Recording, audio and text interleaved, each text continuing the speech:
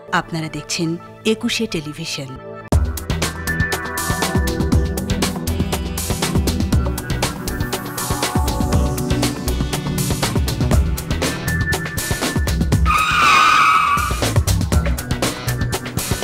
প্রিয় দর্শক, আপনাদের স্বাগত জানাচ্ছি নিটল টাটা ২১-এর রাত অনুষ্ঠানে। সঙ্গে আছি ডক্টর অখিল পোদ্দার। একটু জানিয়ে রাখি যে সমসাময়িক নানান বিষয় নিয়ে কিন্তু আমরা ২১-এর রাত অনুষ্ঠানে আলোচনা করে থাকি। আজ একটি ভিন্নধর্মী বিষয় আপনাদের সামনে তুলে ধরব। জাতিসংঘ আন্তর্জাতিক শান্তিরক্ষী দিবস। আমাদের সেনাবাহিনী, পুলিশ, নৌবাহিনী, এয়ারফোর্স বিভিন্নভাবে বাংলাদেশকে তুলে ধরছেন অনন্যভাবে সারা পৃথিবীর বুকে। ২৯শে মে সেই দিবসটি খুব সম্মানের সঙ্গে আমরা পালন করে থাকি। আজকে আমাদের সঙ্গে উপস্থিত রয়েছেন তিনজন সম্মানিত অতিথি। আমরা একটু তাদের সঙ্গে পরিচিত হতে চাই। ক্যাপ্টেন শফিউল আজম নৌবাহিনী থেকে আমাদের সঙ্গে যোগ দিয়েছেন। জয়দেব কুমার ভদ্র পুলিশের ডিআইজি, তিনিও মিশন করে এসেছেন। এবং পাশেই রয়েছেন জাবেদ রেজা, সেনাবাহিনীর লেফটেন্যান্ট কর্নেল। আমরা আপনাদের কাছে ভিন্ন ভিন্ন অভিজ্ঞতা শুনবো এবং একই সঙ্গে জানবো কিভাবে আমাদের সেনাবাহিনী, পুলিশ, নৌবাহিনী, এয়ারফোর্স বাংলাদেশকে জাতিসংঘের মাধ্যমে বিশ্বের বুকে তুলে ধরছেন। আমি প্রথমেই শফিউল আজম আপনার কাছে জানতে চাই, নৌবাহিনী দেশকে কিভাবে তুলে ধরছেন জীবনের বিনিময়ে? ধন্যবাদ আপনার প্রশ্নের জন্য। আমাদের এইবারের যে জাতিসংঘ শান্তিরক্ষী দিবস রয়েছে তার মূল প্রতিপাদ্য বিষয়টি হলো বা সাবজেক্টটি হলো ফিট ফর দি ফিউচার এবং বিল্ডিং বেটার টুগেদার। আমরা ফোর্সেস হিসেবে গত প্রায় ৩ যুগের অধিক সময় ধরে বিভিন্ন জায়গাতে আমাদের মিশন পরিচালনা করে আসছি। তার ভিতরে অত্যন্ত গুরুত্বপূর্ণ দুটো জিনিস যেটা নৌবাহিনী করে থাকে, একটি হলো সুদানে, আমরা ওখানে একটি রিভারাইন ইউনিট মেনটেন করে থাকি। যেরকম ধরনের কর্মকাণ্ড কিন্তু ইউএন মিশনের ভিতরে খুবই অনন্য। আর এর পাশাপাশি আমাদের একটি গুরুত্বপূর্ণ অ্যাসেট, নৌবাহিনীর যে অত্যাধুনিক জাহাজ আমরা মোতায়েন রেখেছি লেবানন কোস্টের অদূরে, যেটি নাকি মেরিটাইম টাস্ক ফোর্সের অধীনে কাজ করে থাকে।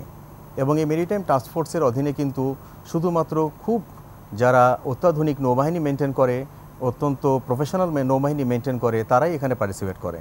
তো বাংলাদেশ এই দুইটি জায়গাতে, বাংলাদেশ নৌবাহিনী বিশেষ করে এই দুইটি জায়গাতে খুবই অনন্যভাবে এবং খুবই সফলতার সাথে তাদের অবদান রেখে চলেছে। একটু থামিয়ে দিতে চাই, ১৯৯৩ সালে মোজাম্বিকে নৌবাহিনী প্রথমবারের মতো যোগ দিয়েছিল, সেই গল্প আমরা শুনবো। তার আগে আমরা জয়দেব কুমার ভদ্র পুলিশের ডিআইজি, আপনি মিশন করে এসেছেন। পুলিশ বিভিন্ন সময় গুরুত্বপূর্ণ ভূমিকা রেখেই চলেছে অন্যান্য বাহিনীর সঙ্গে, অন্যান্য বাহিনীর মতোই। একটু যদি জানাতেন। অনেক ধন্যবাদ। আসলে আপনারা জানেন সকলেই যে ইউএন মিশনগুলি চালু হয় কোনো এলাকাতে তীব্র কনফ্লিক্ট যখন, বিশেষ করে গৃহযুদ্ধ বা গৃহযুদ্ধ পরবর্তী সময় স্বাভাবিক অবস্থাকে রেস্টোর করার জন্য। তো ইন্টারনাল পিস অ্যান্ড সিকিউরিটি মেনটেনের জন্য সারা পৃথিবীতে পুলিশই প্রাইম অর্গানাইজেশন।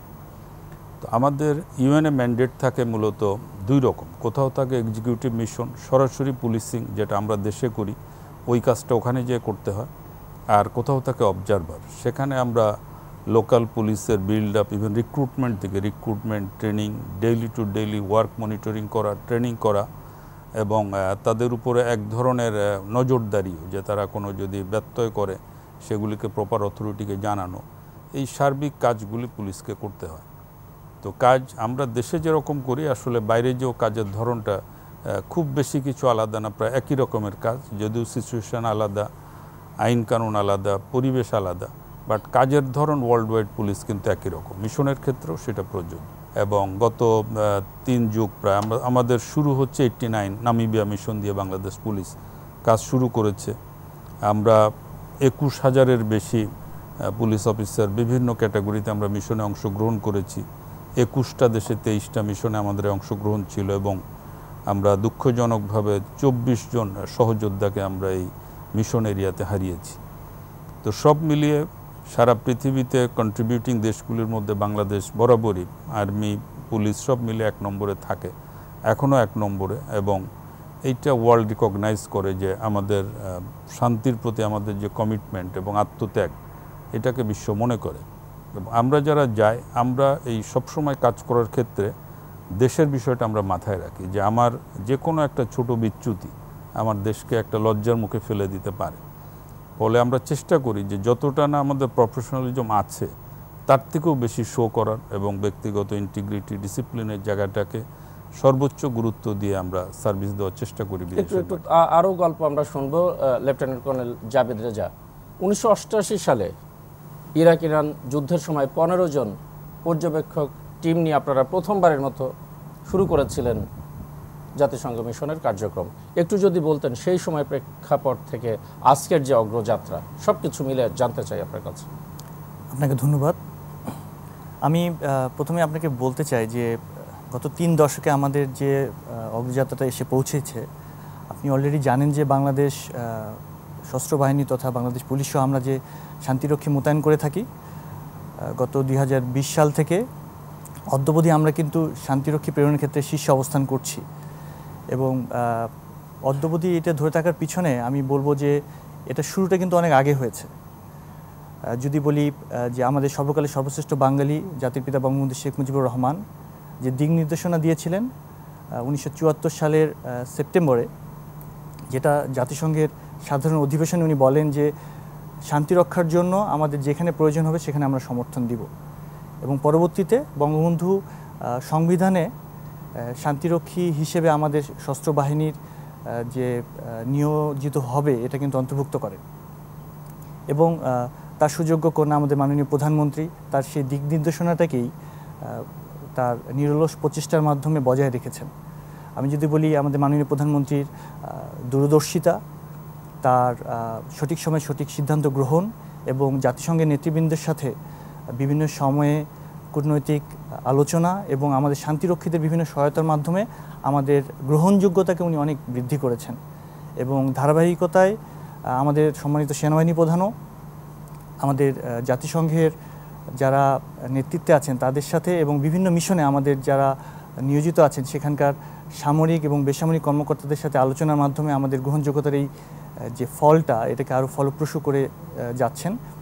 সো আমি যেটা মনে করি যে আমাদের কন্ট্রিবিউশন ফর লাস্ট 3 ডিকেডস এটা অত্যন্ত গ্রহণযোগ্য পর্যায়ে চলে গেছে। এবং অ্যাট প্রেজেন্ট আমাদের লক্ষ্য থাকবে এটাই, যাতে আমরা আমাদের জাতিসংঘের মধ্যে আমাদের যে নিষ্ঠা এবং দায়িত্বের সাথে যে কাজ করে আসছি এটাকে উত্তরোত্তর সমৃদ্ধশালী করব।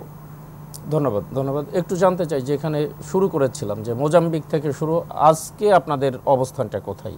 জি, আমাদের মোজাম্বিকে আমরা প্রথম যখন শুরু করি 1993 সাল থেকে, এর পরবর্তীতে আমাদের দীর্ঘ পরিক্রমায় অ্যাকচুয়ালি আমাদের মিলিটারি অবজারভার বিভিন্ন জায়গাতে আমাদের কন্টিনজেন্ট প্রেরণ এই জিনিসগুলো কিন্তু অব্যাহত রয়েছে।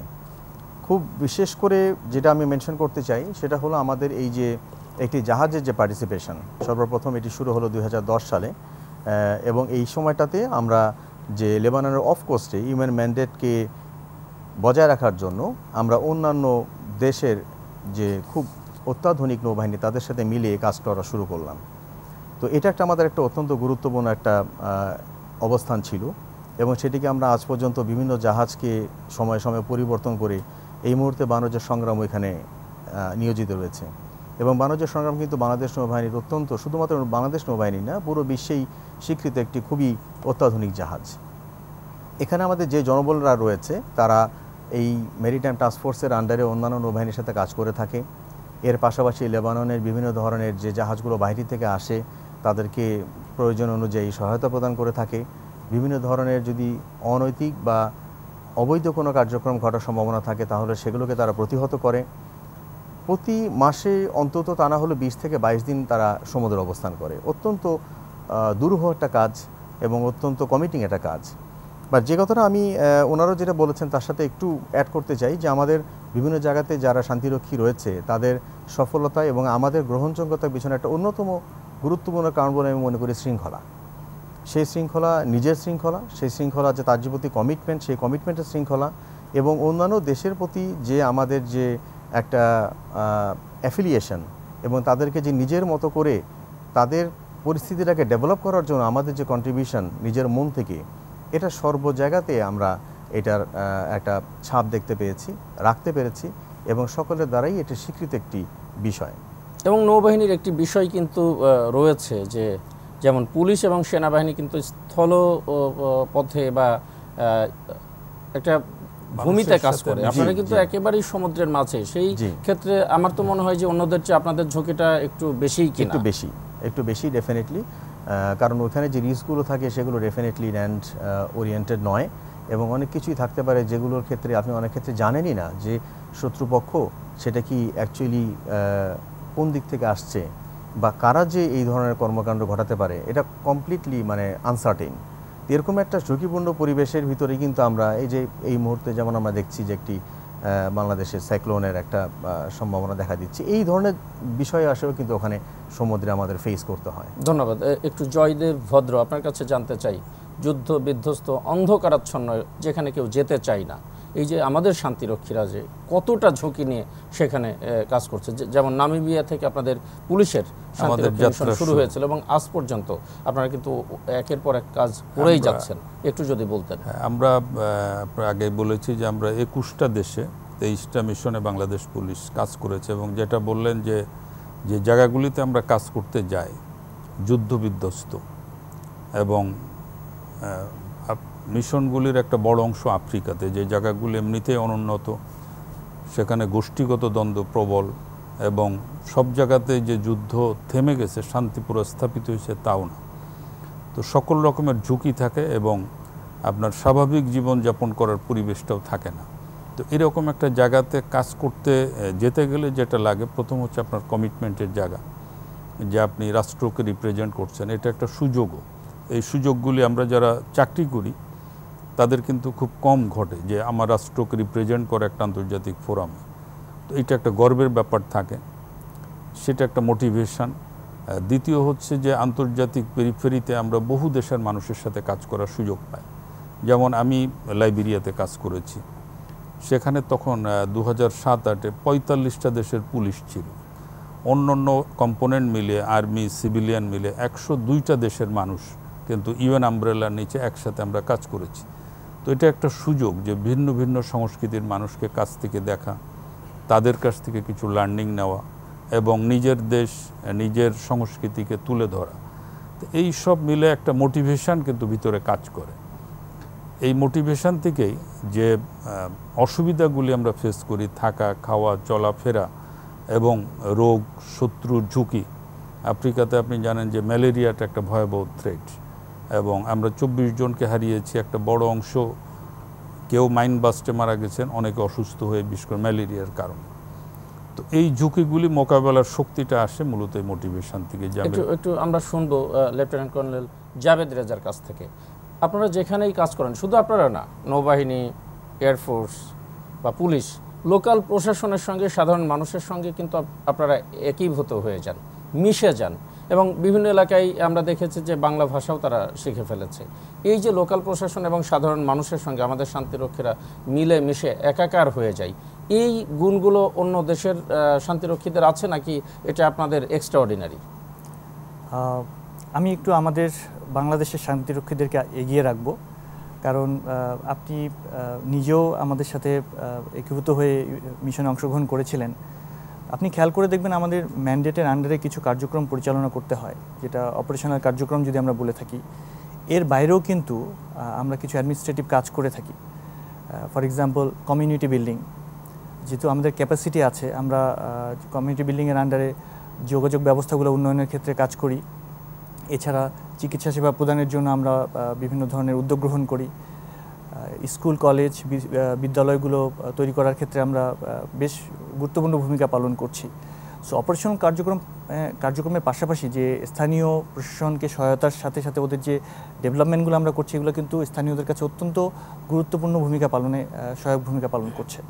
সো এটা অন্যান্য দেশের তুলনায় আমি বলবো যে আমাদের বাংলাদেশের শান্তিরক্ষীরা বেশ এগিয়ে, এবং এর গ্রহণযোগ্যতা বৃদ্ধি পাওয়ার কারণেই কিন্তু যে কোনো দেশে যে কোনো সময় আমাদের অ্যাকসেপ্টেন্সটা অনেক বেশি থাকে, যেটা আপনি লক্ষ্য করেছেন। আমি যদি ওনাকে সাপ্লিমেন্ট করি, আমার যেটা আরেকটা পয়েন্ট আমার মনে হয় যে ঝুঁকি নেওয়ার ক্ষেত্রে আমাদের যে সাহস, সেটা বহু দেশের কিন্তু সেনাবাহিনী বলেন পুলিশ তাদের নাই।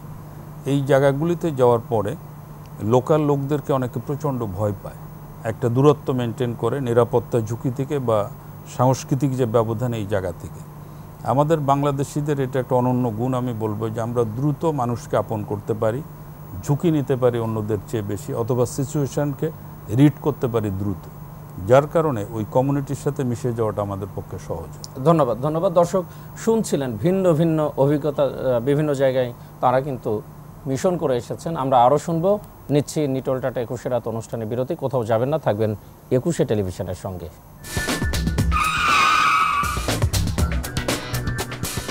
দর্শক, বিরতির পর আবার ফিরে এলাম নিটোল টাটা 21 রাত অনুষ্ঠানে। আপনারা শুনছিলেন আমাদের শান্তিরক্ষী বাহিনী কিভাবে বাংলাদেশকে জীবনের বিনিময়ে ঝুঁকি নিয়ে জীবন উৎসর্গ করে কিভাবে তুলে ধরছে পৃথিবীর কাছে, সেই সব অভিজ্ঞতার কথা ছোট ছোট খণ্ড খণ্ডভাবে তুলে ধরছিলেন শফিউল আজম।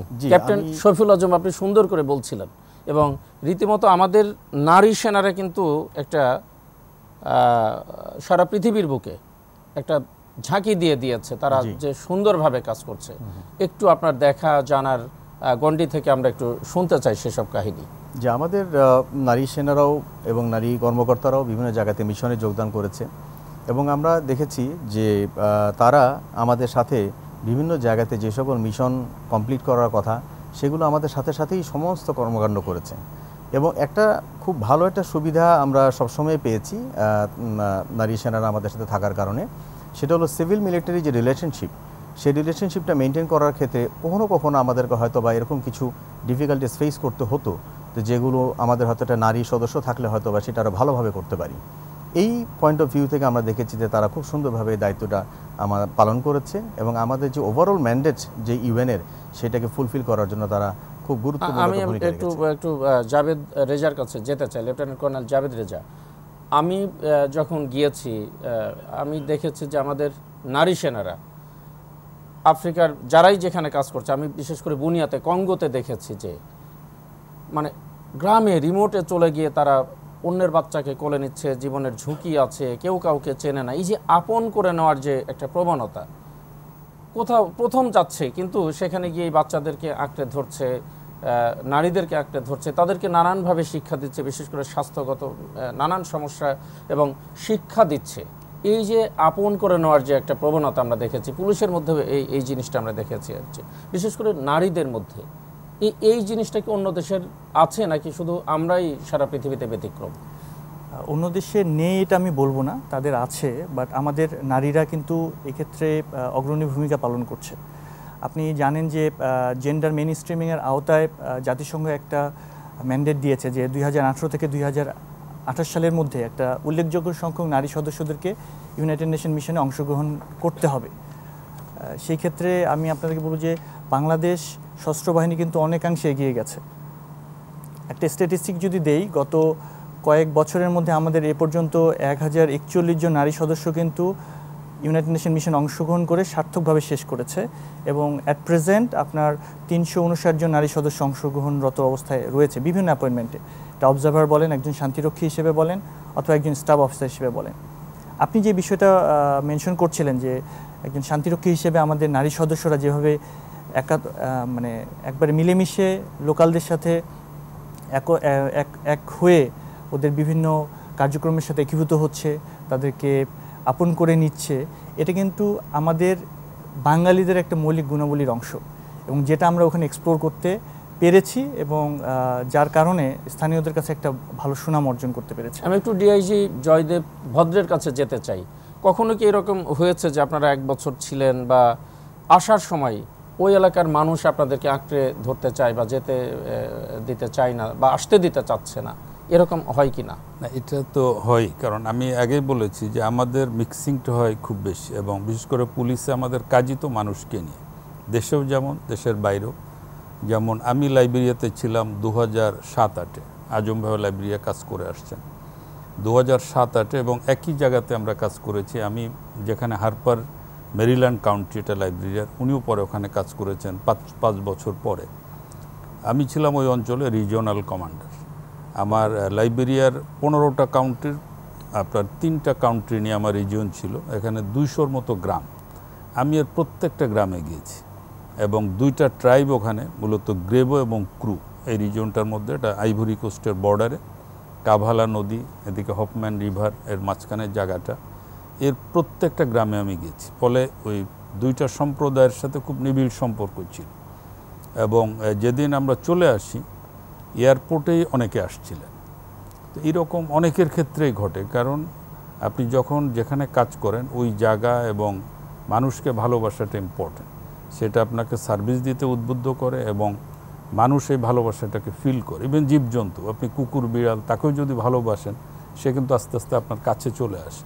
তো মানুষের অনুভূতি তো প্রবল, আপনার ভালোবাসা মানুষের মধ্যে সংক্রমিত হয়। তো এইটা আমি বলবো যে বাঙালিদের আপনার ন্যাচারাল কোয়ালিটি। আমরা যেখানেই যাই, আমাদের শ্রমিকরা যারা সারা পৃথিবীতে কাজ করছেন ওই জায়গাতেও তারা কিন্তু একটা অবস্থান তৈরি করেছেন। এবং আমি গত 2-3 মাস আগে গিয়েছিলাম বুলগেরিয়াতে একটা আন্তর্জাতিক এই ইমিগ্রেশন রিলেটেড বিষয় নিয়ে। সেখানে জার্মান, ইংল্যান্ড, ফ্রান্সের যাদের সাথে সাইডলাইন আমার কথা হলো, প্রত্যেকেই বাংলাদেশের শ্রমিকদের বিষয়ে কিন্তু খুব উচ্ছ্বসিত প্রশংসা করছে যে তারা হাইলি ডিসিপ্লিন, যেটা অন্য দেশের শ্রমিকরা না, তারা অপরাধের সাথে যুক্ত না। এইটা আমাদের কিছুটা সাবমিসিভ অ্যাটিটিউড, মানুষকে আপন করে নেওয়া, আমার মনে হয় যে এইটা আমরা জাতিগতভাবে এই বৈশিষ্ট্যের অর্জন করেছি, যেখানেই যে এটার প্রতিফলন থাকে। একটু আমরা ফিরতে চাই শফিউল আজম ক্যাপ্টেন, আপনি কি যেন বলতে আমি এই চেয়েছিলেন? বিষয়ে একটু অ্যাড করতে চাচ্ছিলাম যে এই যে বিষয়টা, একটা তো ইউএন ম্যান্ডেট সবারই থাকে এবং কিছু দায়িত্ব কর্তব্য পালন করার বিষয় থাকে। আমরা তো এগুলো সঠিকভাবে সুন্দরভাবে পালন করে যাচ্ছি, গত 3 দশক ধরে আমরা এটার অলরেডি একটা সফলতার ছাপ সব জায়গাতে রেখেছি।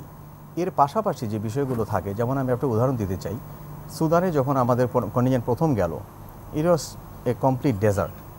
এইখানটাতে আস্তে আস্তে যখন ওখানে কন্টিনজেন্ট এস্টাবলিশ করা হলো, এই মুহূর্তে যদি আপনি যান ওখানে দেখবেন যে ফলে ফুলে সুশোভিত একটা জায়গা। শুধু তাই না, ওইখানে যে কৃষিকাজ, সেই কৃষিকাজটাও কিন্তু আমরা ওখানে শুরু করেছি। আমরা আমি বলতে চাচ্ছি আমাদের দেশেরই যারা শান্তিরক্ষী কর্মী তারাই শুরু করেছে, এবং আশেপাশে যে জনবল তাদেরকে শিখিয়েছে কীভাবে কৃষিকাজ করতে হয়, কীভাবে ফার্মিং করতে হয়, কীভাবে জীবিকা নির্বাহ করতে হয় এসবের মাধ্যমে।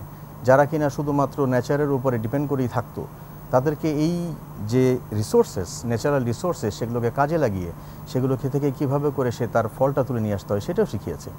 তো যে কথাটা বলছিলেন মিস্টার জয়দেব, যে এই যে তাদের থেকে যখন আমরা এসেছি বা যখন আমার একটা এরকম ধরনের একটা বিভিন্ন ধরনের ডিউটিস পার করে আসতে হয়েছে, তখন তারা সবাই ফিল করেছে economically, mentally, physically, socially, in all aspect.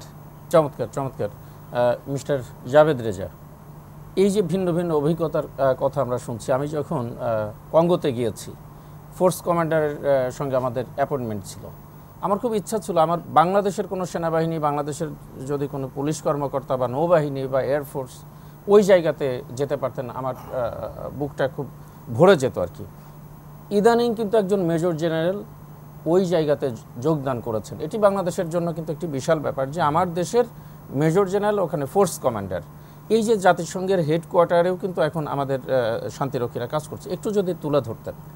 হ্যাঁ, আমি এই বিষয়টা অত্যন্ত গর্বের সাথে আপনাকে বলতে চাই, কারণ আমরা খুব স্বল্প পরিসরে শুরু করেছিলাম 1988 সালে। বাট কারেন্টলি যদি আমি একটা স্ট্যাটিস্টিক আপনাকে দেই, যে অ্যাট প্রেজেন্ট আমাদের ওয়েস্টার্ন সাহারা, যেখানে আমি মিশন করেছিলাম, সেখানে ফোর্স কমান্ডার আমার সময় একজন মালয়েশিয়ান ছিলেন। বাট প্রেজেন্টলি এখানে ফোর্স কমান্ডার হচ্ছে বাংলাদেশের, উনি একজন মেজর জেনারেল পদবীর কর্মকর্তা, এবং যেটা আপনি বললেন যে সামরিক কর্মকর্তাদের মধ্যে হেড হিসেবে আছেন, যে নেতৃত্বে একবারে শীর্ষে। এছাড়াও আমাদের যেসব দেশে শান্তিরক্ষী রয়েছে সেসব দেশের সেক্টর কমান্ডারও অনেকগুলো হচ্ছে বাংলাদেশ থেকে নিযুক্ত। স্যাররা মূলত ব্রিগেডিয়ার জেনারেল র্যাঙ্কের এবং নেতৃত্বে অত্যন্ত গুরুত্বপূর্ণ ভূমিকা পালন করছেন। এবং আপনি যে জিনিসটা মেনশন করেছেন যে আমাদের জাতিসংঘ সদর দপ্তরে আমাদের একজন D1 লেভেলের কর্মকর্তা রয়েছেন, যিনি হচ্ছেন চিফ অফ স্টাফ, একজন ব্রিগেডিয়ার জেনারেল। স্যার মূলত আমাদের মিশনের কার্যক্রমগুলো লক্ষ্য করেন এবং আমাদের শান্তিরক্ষী প্রেরণের ক্ষেত্রে একটি সহায়ক ভূমিকা পালন করছেন। এবং এরই ধারাবাহিকতায় আমার বিশ্বাস যে যেভাবে আমরা আমাদের কার্যপরিধি বৃদ্ধি করে চলেছি, আমাদের এসব র্যাঙ্কে আপনার যে ডিজায়ার বা আপনার যে আকাঙ্ক্ষা, এটা আমরা আরও অনেকাংশে বৃদ্ধি করতে হয়তো সক্ষম হবো ইনশাল্লাহ। ধন্যবাদ। শফিউল আজম যেমনটি বলছিলেন, একটু যদি বলতেন যে আমাদের আর কি এক্সপেকটেশন আছে। নৌবাহিনী তো খুবই অতিমাত্রার ঝুঁকিপূর্ণ বিভিন্ন জায়গাতে কাজ করেছে, পুলিশ কাজ করেছে, সেনাবাহিনী, এয়ারফোর্স কাজ করেছে, যদি বলতেন। আমাদের যেভাবে আমরা ইউএনের বিভিন্ন ম্যান্ডেটগুলো পালন করে চলেছি, তাতে আমি সব ক্ষেত্রে অ্যাকচুয়ালি সফলতাই দেখি। এমন কোনো বড় কোনো সমস্যা কখনই ঘটেনি যেটা আমাদের জন্য কোনো ধরনের সমস্যা সৃষ্টি করতে পারে। তারপরও আপনি যে আকাঙ্ক্ষার কথা বলছেন, যে ডিজায়ারের কথা বলছেন, আমি একটা জিনিস আপনাকে উদাহরণ দিতে চাই। যখন আমি লাইবেরিয়াতে মিশনে ছিলাম, বিভিন্ন টিম সাইডে কাজ করেছি, দেখতাম যে অপস অফিসার, অপারেশনস অফিসার সবসময় বাংলাদেশ থেকে হতে হবে। এটা কিন্তু আমার একার বা আমার মতো কয়েকজনের অর্জন নয়। এই যে 3 দশক ধরে 36 বছর ধরে যেই বিভিন্ন অফিসাররা ওখানে গিয়েছেন, তাদের যে প্রফেশনালিজম, তাদের যে কমিটমেন্ট, ডিসিপ্লিন, এইখান থেকেই কিন্তু এই জিনিসটা এসছে যে অপারেশনস অফিসার হবে বাংলাদেশি। তো এই জন্য বললাম যে আমাদের যেই জায়গাগুলো অলরেডি লেফটেন্যান্ট কর্নেল জাভেদ যেগুলো মেনশন করলো, সেই জায়গার পাশাপাশি আরও বেশি পার্টিসিপেশন, আরও বেশি কন্ট্রিবিউশন যদি থাকে, আমরা কিন্তু অনেক দিক থেকে বাংলাদেশকে সামনের দিকে আগায় নিয়ে যেতে পারবো। যেমন আপনি মনে করেন এর ইফেক্ট ইকোনমিতে পড়ে, এর ইফেক্ট ডিপ্লোমেসিতে পড়ে। আমরা যত বেশি পরিচিত হব, যত বেশি অন্যান্য প্রফেশনাল নৌবাহিনীর সাথে বা প্রফেশনাল অন্যান্য বাহিনীর সাথে যত বেশি কাজ করব, তত বেশি আমাদের এই জিনিসগুলোতে আমরা সামনের দিকে আগায় যেতে পারবো।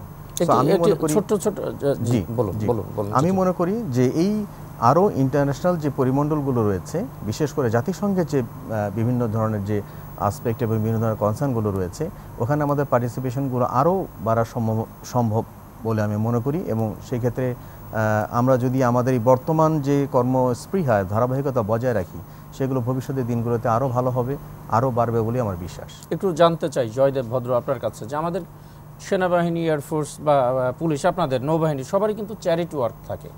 আমি যখন বুনিয়াতে আমাদের এয়ারফোর্স কাজ করেছে, ওখানে দেখেছি যে পানির প্রচণ্ড অভাব। তারা পানি দিচ্ছে, মসজিদ গড়ে দিয়েছে এবং মসজিদ থেকে পানি দিচ্ছে। তারা যে কি পরিমাণে খুশি, তাদের সেই খুশির বন্যা আমি দেখেছি। একটু যদি বলতেন যে আমাদের শান্তিরক্ষীদের যে এই যে ছোট ছোট চ্যারিটি ওয়ার্ক অনেক অনেক কিন্তু আছে, এরকম যদি বলতেন। চ্যারিটির ক্ষেত্রে আমাদের সেনাবাহিনীর সুযোগটা বেশি, কারণ ব্যাটালিয়ন ফর্মে থাকে, রিসোর্স থাকে, সেই রিসোর্স থেকে কমিউনিটির জন্য করতে পারে। ইউএন যে ম্যান্ডেট, সেই ম্যান্ডেটে কমিউনিটিকে ওইভাবে কিন্তু খাবার দাবার দেওয়ার ক্ষেত্রে বার করা থাকে। বাট আমরা ওই বারটাকে অতিক্রম করে মানবিক দৃষ্টিভঙ্গিটাকে সামনে এনে আমরা কাজ করি। পুলিশের যে ফর্ম পুলিশ ইউনিট যেগুলি যায়, অথবা পুলিশ গার্ড ইউনিট, তাদের ক্ষেত্রেও একই রকমের সুযোগ থাকে।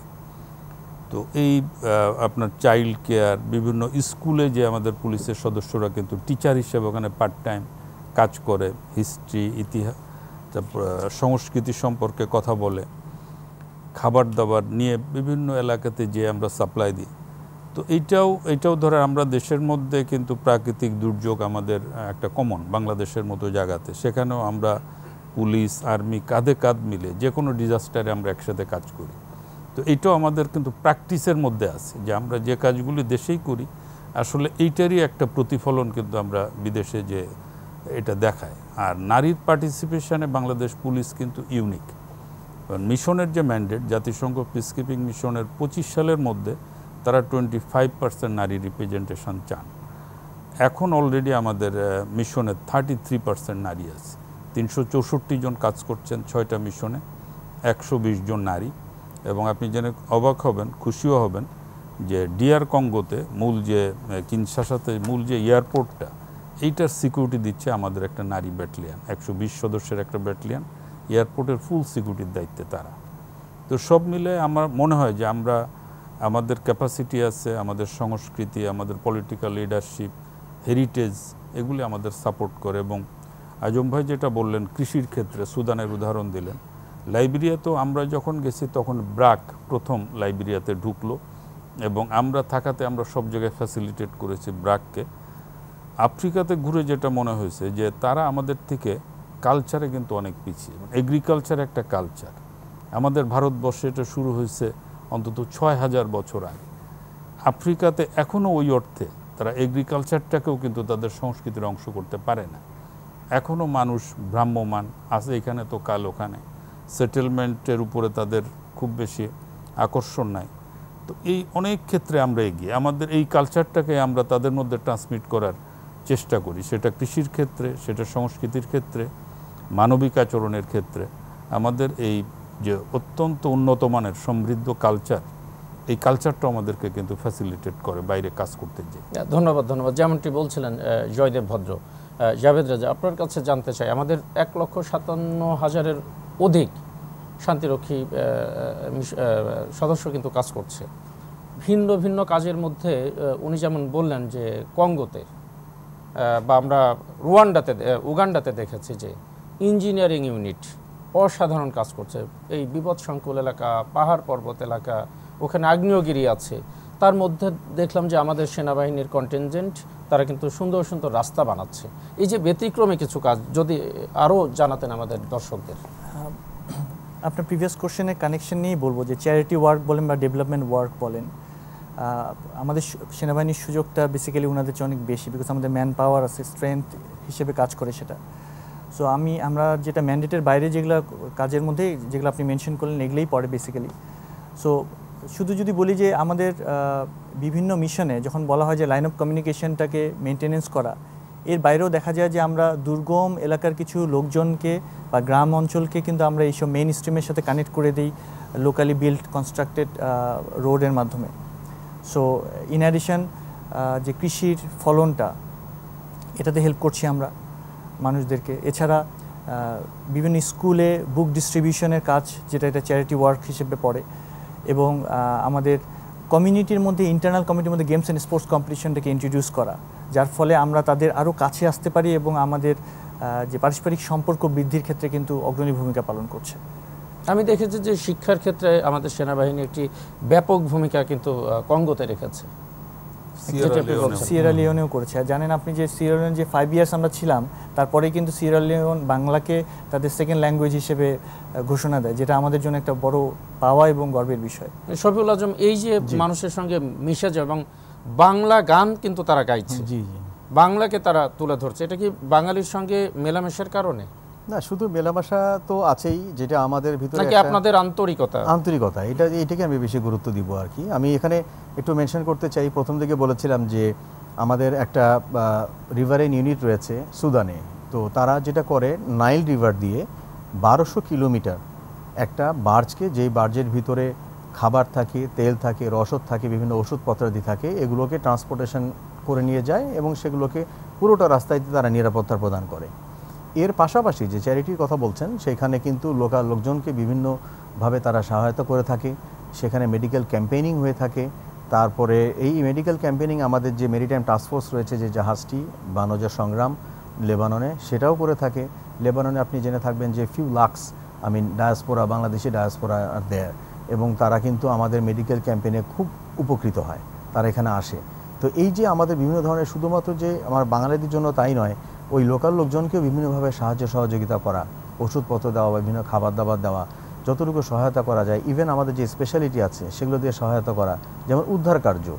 দেখা যাচ্ছে যে কোনো একটি বার্জ বা কোনো একটি বোট হয়তো ডুবে গিয়েছে, সেখানে হয়তো কিছু ক্যাজুয়ালিটি হওয়ার সম্ভাবনা রয়েছে, তখন এই যে উদ্ধার কার্য, সেই উদ্ধার কার্য নৌবাহিনী স্বতঃস্ফূর্তভাবে পার্টিসিপেট করে।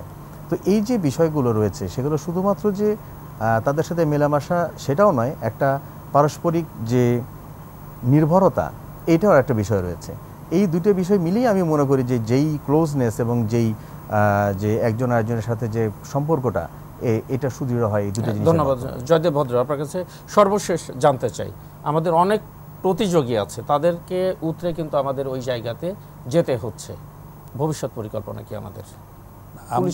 আমার মনে হয় যে আমরা আমাদের অবস্থানটাকে, আমাদের উপযোগিতা এবং আমাদের ক্যাপাবিলিটি আমরা অলরেডি ওয়ার্ল্ডকে শো করেছি। জাতিসংঘ আমাদের সক্ষমতা নিয়ে তাদের মনে কোনো প্রশ্ন নয়, আমাদের ইন্টিগ্রিটি, ডেডিকেশন, এগুলো নিয়ে প্রশ্ন নয়। এবং আজম ভাই যেমন বললেন, আমরা কিন্তু বিয়ন্ড দ্য হরাইজন চিন্তা করি। মিশনে আমরা যে ম্যান্ডেটের বাইরে প্রচুর কাজ করি। যেমন ছোট্ট যদি উদাহরণ দিই, কাজটা ছোট। আমি যখন লাইবেরিয়াতে, তখন আমাদের জানেন যে মিশনের ওই গাড়িগুলিতে আপনি অ্যাপ্রুভাল ছাড়া কোনো লোকাল লোককে তুলতে পারবেন না, এটা সিরিয়াসলি প্রোহিবিটেড। তো আমি যে রিজিয়নটাতে হারপারে ছিলাম, ওখানে বাজার করতে আসতেন আমাদের অনেক দূর থেকে, আমাদের দেশের আদিবাসীদের মতো মহিলারা, পিঠে বাচ্চা, মাথায় ঝুড়ি, কেউ ভোর রাত্রে রওনা দিয়েছেন, 20 কিলো 25 কিলো হেঁটে বাজারে কাসাবা বিক্রি করবেন, কলা বিক্রি করবেন, চাল তেল কিনে নিয়ে আবার ওই অবস্থায় রওনা দিবেন। তো আমি রিজিওনাল কমান্ডার অবস্থায়, আমি এই সকালে নাস্তা করার পরে রাস্তায় নামতাম। ইউএন সিকিউরিটি একটা ডিপার্টমেন্ট আছে, যে ইউএনের রুলের কোনো বিচ্যুতি হচ্ছে কিনা দেখার জন্য, তো এটা ছবি তুলে রিপোর্ট করে। তো ওখানে যিনি কমান্ডার ছিলেন, P4 লেভেলের একজন তার্কিশ পুলিশ অফিসার, তাকে আমি বললাম যে মোস্তফা, তুমি এইগুলি রিপোর্ট করবা না, এই মানুষগুলি, এই মহিলারা এত কষ্ট করে, তাদেরকে আমার সাপোর্ট দেওয়া উচিত। তো আমার গাড়িটা নিয়ে আমি অন্তত 4-5 জনকে বাজারে এনে দেওয়া, এবং এই 12টার পরে বাজার শেষ হওয়ার পরে তাদেরকে ওই রোড ধরে যতটুকু সম্ভব তার বসতির কাছে নিয়ে যাওয়া, এইটা ইউএনের রুল ভায়োলেট করে আমরা করতাম। তো এই ভালোবাসা, এই কন্ট্রিবিউশনগুলি কিন্তু মানুষের মধ্যে এবং একটু যেতে চাই জাভেদ রেজা আপনার কাছে। আমাদের মিলিটারি পুলিশ সেখানে কিন্তু এই যে কে ভায়োলেট করলো কি করলো না, আমি দেখেছি যে কঙ্গোতে কিন্তু তারা এই দায়িত্বটা পালন করছে, উগান্ডাতে। একটু যদি বলতেন যে সর্বশেষ, এবং আমাদের যারা কম্পিটিটর, নানান শত্রুতা আছে কিন্তু ঘরে বাইরে, সব কিছু মিলে আমরা আসলে আরও ভবিষ্যতে কীভাবে এগিয়ে যেতে পারি, কী পরিকল্পনা রয়েছে আমাদের? আমি আপনার কোশ্চেনের দ্বিতীয় অংশটাকে নিচ্ছি, যে কম্পিটিটর বা জাতিসংঘে আমাদের নিজস্ব অবস্থানটা যেটা আমরা এখন ধরে রেখেছি বা ধরে রাখার পরিকল্পনা রাখছি, সেটা কিন্তু অনেক চ্যালেঞ্জিং হয়ে যাচ্ছে। বিকজ আমাদের মতো অনেক দেশ আছে যারা চাচ্ছে এখন তাদের কন্ট্রিবিউশনটা আরও ইনক্রিজ করার জন্য। সো প্রথম একটা জিনিস বলবো যে আমাদের যে গ্রহণযোগ্যতা, এটা কিন্তু আমরা সাডেনলি তৈরি করিনি। আপনি জানেন যে ইউএন সাধারণত বা জাতিসংঘ থেকে আমরা খুব স্বল্প সময়ের মধ্যে একটা ডিপ্লয়মেন্ট অর্ডার পেয়ে থাকি, এবং সোফার অনেক দেশই আছে যারা তাদের অপারগতা প্রকাশ করেছিল, বাট আমরা সেই দায়িত্বটা গ্রহণ করেছি, এবং আলহামদুলিল্লাহ সোফার আমরা অত্যন্ত সঠিকভাবে আমাদের কার্যক্রম সম্পন্ন করতে সক্ষম হই। আপনি যদি বলেন যে পরিবর্তিত পরিস্থিতিতে যেভাবে আমাদের শুরু হয়েছিল, এখন কিন্তু চ্যালেঞ্জগুলো আরও অনেক প্রকট আকার ধারণ করেছে। লাইক ওদের সাথে কোপ আপ করতে হলে স্টেট অফ আর্ট টেকনোলজিটাকে আমাদের অস্ত্রের সাথে সংযুক্ত করতে হয়েছে। এছাড়া এগুলো মেনটেনেন্সটাকে কন্টিনিউ করতে হয়েছে যাতে আমরা আমাদের কার্যক্রমগুলো সঠিকভাবে পালন করতে সক্ষম হই। ইন অ্যাডিশন একটা নতুন টার্ম ইউজ করে RDL, র্যাপিড ডেপ্লয়মেন্ট লেভেল, যেটা আমাদেরকে মেনটেন করতে হয়। কারণ যেটা বললাম যে সময়ের স্বল্পতার কারণে আমাদের খুব স্বল্প সময়ের মধ্যে যে কোনো জায়গায় বিশ্বের ডেপ্লয়মেন্টের জন্য রেডি থাকতে হবে, সেটা আমরা বজায় রাখছি, দেশে বজায় রাখছি, যাতে যে কোনো সময় আমরা রেসপন্স করতে সমর্থ হই। এছাড়া যেটা মিলিটারি পুলিশের পার্টটুকু আপনি বললেন, আমাদের মিলিটারি পুলিশের সদস্যরা অত্যন্ত দক্ষ। আপনি জানেন যে আমাদের বিপসট আছে, যেটা Bangladesh institute of piece support operation training. এখানে মিশনে গমনের পূর্বে কিন্তু আমাদের শান্তিরক্ষীর সাথে সাথে মিলিটারি পুলিশের সদস্যরা ওয়েল ট্রেন্ড হয়ে তারপরে যায়। সো তারা যাওয়ার আগেই কী ধরনের পরিস্থিতির সম্মুখীন হবে, সেই পরিস্থিতিতে কীভাবে তারা রিয়্যাক্ট করবে, সেই কার্যক্রমগুলো তারা এক্সারসাইজ করে যায়। সো ওখানে যাওয়ার পরে আমরা আগের তুলনায়, আমার যেটা ধারণা এবং আমি যেটা জানি, আরও সফলভাবে আমাদের সিকিউরিটি রিলেটেড কার্যক্রমগুলো, ল অ্যান্ড অর্ডার সিচুয়েশনগুলো হ্যান্ডেলিং করার ক্ষেত্রে অত্যন্ত গুরুত্বপূর্ণভাবে এবং অত্যন্ত দক্ষতার সাথে পালন করতে সক্ষম হচ্ছি। ধন্যবাদ জাভেদ রেজা, যেমনটি বলছিলেন, এবং একই সঙ্গে ধন্যবাদ জয়দেব কুমার ভদ্র, শফিউল আজম। আপনারা প্রত্যেকে সুন্দর করে কিন্তু তুলে ধরেছেন, এবং এই কাজ করতে গিয়ে আমাদের 168 জন শান্তিরক্ষী বাহিনীর সদস্য জীবন দিয়েছেন, 239 জন সদস্য মারাত্মক আহত হয়ে দেশে ফিরেছেন। এদের প্রত্যেকের প্রতি আমাদের শ্রদ্ধা, ভালোবাসা, এবং বিশেষ করে যারা জীবন উৎসর্গ করেছেন তাদের আত্মার শান্তি কামনা করে শেষ করছি নেটোর টাটা 21 রাত অনুষ্ঠান। সঙ্গেই থাকুন। শুভরাত্রি।